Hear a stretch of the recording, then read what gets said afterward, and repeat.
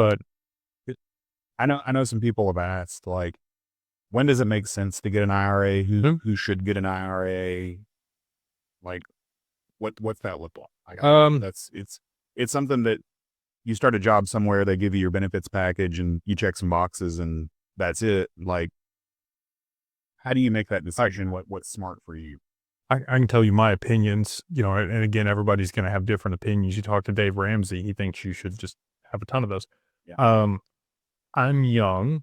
And so for me, thinking about retirement, it's good to have that in your back pocket. So again, I had the 401k from a previous employer that I rolled to a self-directed IRA, and I eventually ended up cashing that out because I wanted to hold the assets personally. I didn't trust, I trust capital holding my assets.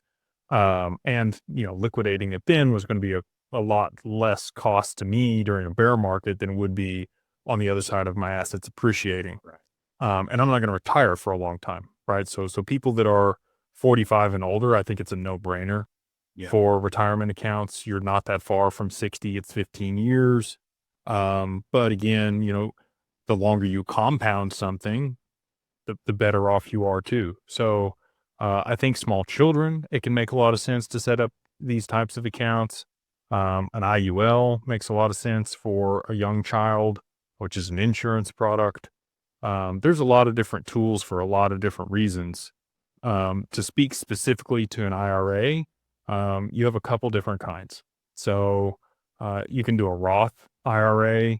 You're limited to $6,500 a year that you can put into that up until age I think it's 55. And then for the next 10 years, you can contribute $7,500 per year. When you set it up the first time, you can go back 1 year. So you can put in 13 grand up front.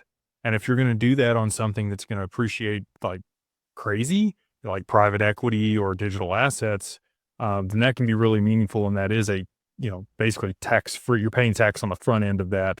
If I'm like self-employed, Yeah. somebody, like, how does somebody get started with setting up? Because I mean, obviously, if you start a job somewhere and they give you benefits and you can just check the boxes, that's one thing. But like, if I own a business or I'm an independent contractor for something else, like how does someone even take advantage of an IRA?